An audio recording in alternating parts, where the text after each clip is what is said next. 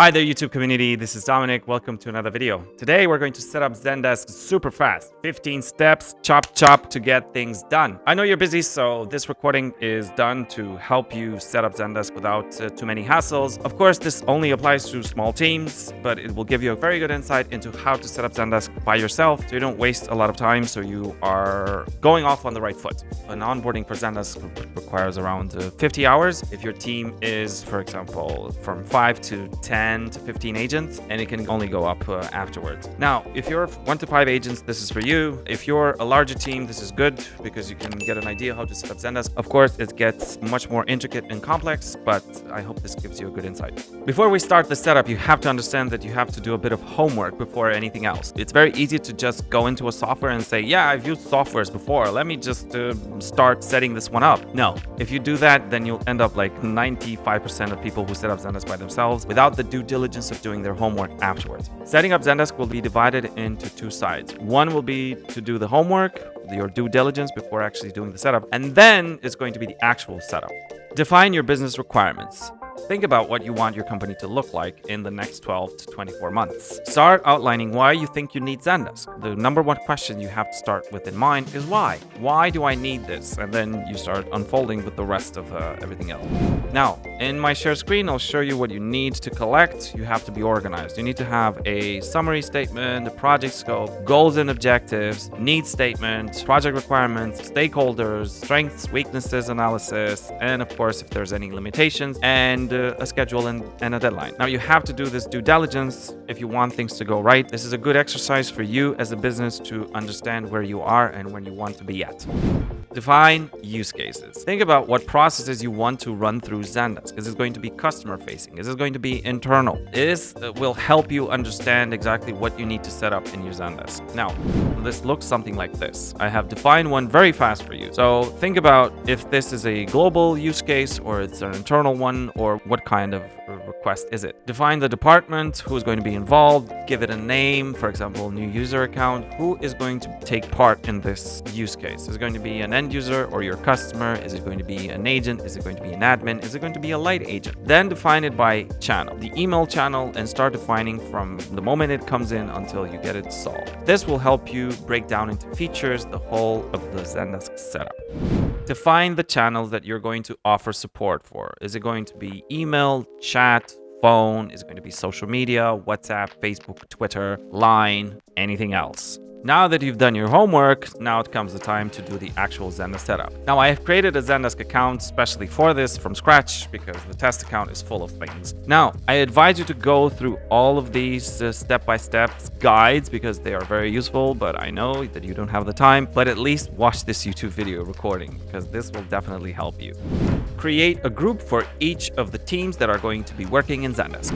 Go to Admin Center, go to People, Groups. I have a support default group, and I like that because this is for general support. I'm going to create an order group, order inquiries. I'm going to make Dominic a part of it. Then I'm going to create tech support, Dominic and Gabri in this one. And I'm done with my groups. Create a view for each of these teams. You're in Admin Center, you go to Workspaces, Views, add a view, call it order inquiry, visibility for any agent, conditions. Ticket status, less than solve, because this is what I want to see. And then I want to say group is order inquiries. I format what I want to see, and I'm going to add a column called SLA, put it right here, save. Now I can see it in my views if I refresh, and it's right here. Create a custom field and call it type of request. All the requests that come into the system have to be flagged of what they are: order, technical, general support, billing inquiry, etc. Go to Admin Center, Objects and Rules, Fields, add a field. It's going to be a drop-down, type request. Customers can edit as well. Title show to customers, same type of request. Now, order, tech, billing, general, other. Make sure you create the tags as well. Save. Add the company's most frequent request types as values in the type of request field that we just created. It's in Admin Center, go to type of request, and these are my field values along with the tags which will be added to each ticket whenever this is selected. Save. Build a trigger for each type of request that automatically assigns, prioritizes, and categorizes requests. Go to Admin Center, Objects and Rules, Triggers, add trigger, give it a name, assign order inquiries to order group. Give it a name that is going to be easy to identify for whoever looks at this list of triggers. Category, notifications, conditions. All of these conditions have to be met. Ticket is created. Any condition, subject line, contains at least one of these following words: order and inquiry. Comment text contains at least one of the following words: order and inquiry. Now, I want to be super granular and create a bit of variation for this. And I'm going to say subject text contains the following string: order, inquiry. Comment text contains the following string: order, inquiry. Now, the action is going to be group is going to be order inquiries. Priority is going to be high because I want my team to be alert whenever an order inquiry comes in. And then I want to say type of request is order. Quick recap, give it a name which is easy to follow. Assign order inquiries to order group. Makes sense. All of the conditions that have to be met, ticket is created. That's the only one. If any of these are true, then it's going to be appropriate. Subject text contains at least one of the words: order or inquiry. Comment text contains at least one of the following: order, inquiry. Subject text contains the following string: order, inquiry, meaning the whole thing. Comment text contains the following string: order, inquiry. Same thing. If a request contains order, inquiry, then it falls under this category. My actions are going to be group, order inquiries, priority is high, type of request, order, create, and repeat for the other types of requests. Bonus step, set up your schedule to reflect the time when you are in the office. Go to Admin Center, go to Objects and Rules, scroll down to Schedules, add a schedule. I am going to take Berlin as my default time zone, Central Europe time zone. I am going to have it from 9 to 5. Very good. I'm going to define my holidays. Add a holiday. Christmas. Start date. It's going to be from Friday until the 26th. Confirm. Add all your holidays. And you're done. Save. Build a trigger for holiday season, out of office, or just not in the office today. Go to Admin Center, Objects and Rules, Triggers, add trigger, out of office. Trigger. Give it a category. Meet all of these conditions. Ticket is created. Within business hour is no. Current user is end user, meaning that whoever sends this request, you make sure that they are a end user or a customer. Privacy ticket has public comments. On holiday is no. Now, actions, email user, requester NCCs. Subject line, we are out of office.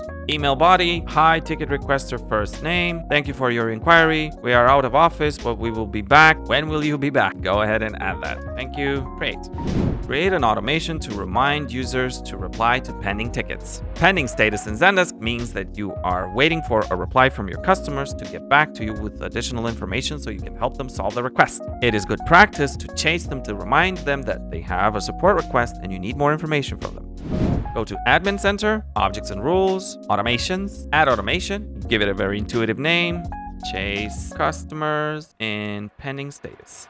Now, meet all of these conditions. Hours since pending, calendar hours or business hours. If you've set up your schedule, it's definitely business hours. Greater than, I need it for 3 days, which means that 3 days, 8 hours of working day, that means 24 hours. Ticket privacy, ticket has public comments, and now perform these actions. Email user, requester NCCs, reminder to please get back to us with customer case, ticket title. Dear ticket requester name, you have a support case open with us, and then ticket ID, and we'd like to know if you still need help. Please reply to this email if you still do. Kindly, and that's it. In the meantime, set the ticket to solve. If they really need help, they'll go back to you and you can follow up with them. Otherwise, might be that sometimes requests actually solve themselves and customers forget about them. Status is solved. You have to add a nullifying condition. Tag contains none of the following tags. Chase 3 days, and then we add a tag and say add tag, chase 3 days. Create automation. Enable the web widget and add it to your website. Go to Admin Center, Channels, Messaging. I have my widget already created. I give it a name. Next, install it to my website. I need to copy this and install it in the header of my website. Copied. You don't need to send this necessarily to a developer. You can do it yourself. Next, customize it with the colors you want. Save, paste the code, save it. This is what it looks like. It's actually ready to go. Set it out. Very nice.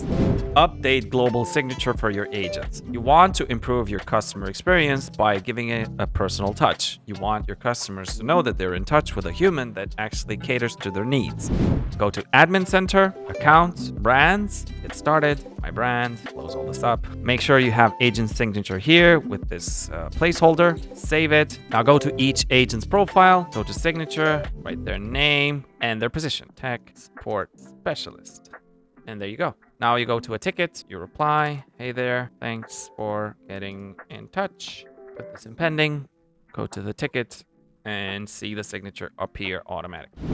Add company's staff hours to your schedule. You need this in order to set the right expectations for your customers to make sure that they are in the loop to when you will get back to them with their requests. It is very good customer experience best practice to let your customers know when you are available to get in touch with them. Go to Admin Center, go to Objects and Rules, scroll below to Schedules, add schedule, choose Berlin, give it a name, Central Europe, schedule. Put all the days when you're available, include the holidays, add holiday, Christmas time from the 23rd until the 26th. Confirm, 9 to 5, save, and you're done.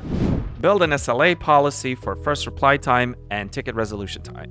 SLA, or service level agreement, is your commitment to your customers that you will get back to them within a certain period of time. This ensures that you get back to your customers in a timely manner and none of the tickets slip through. This will increase your productivity and make sure your tickets are properly categorized and prioritized. Go to Admin Center, go to Objects and Rules, then go to Service Level Agreements, add policy, give it a name, Order Inquiries. Apply this policy to only the group is Order Inquiries. First reply time, let's say urgent, we give it 2 hours, then a high 4 hours, normal 8 hours, low, let's say 12 hours. Request or wait time, this is the resolution, and then we do 4 hours, 8 hours, 16 hours, and 24 hours. Hours of operation, if we've set up a schedule, then we need to make this business hours. Save, and you're done. Enable customer satisfaction survey on all tickets. This ensures that you collect feedback for all the customer service requests that come into the system. You need this in order to make sure that you better your product or your services, and you get a very good insight into what exactly you can fix in your company. It is customer experience best practice that you collect customer satisfaction survey for all the customer requests that come into the system. Why is this? It's because it's a direct link into how you can better your product or your services. Go to Admin Center, go to People, End Users, go to Satisfaction, allow your customers to rate tickets, ask for follow-up questions after a bad rating to make sure that you understand why it was a bad rating, leave reasons and use the ones that are default and change them afterwards, save tab, and that's it. Now you go to Objects and Rules, Automations, and the system has created this notification for you, which you can activate now. Customer is requested a customer satisfaction rating. This is a system automation created in order to ask your customers what their experience was like. Go in here, change the verbiage, save it, and you're done. Now, if you need extra help, there is an onboarding course in this YouTube channel. It's on a playlist called Zendesk Onboarding course. Get your free checklist for your Zendesk setup to make sure that you set up everything correctly and in an orderly fashion. There are more settings than the ones that we've gone through, and this ensures that you have everything set up correctly, system is optimized, and you make sure that you look at the right ticket and the system is not going to crash whenever you change something. I'll see you in the next one. Thank you for watching. Bye.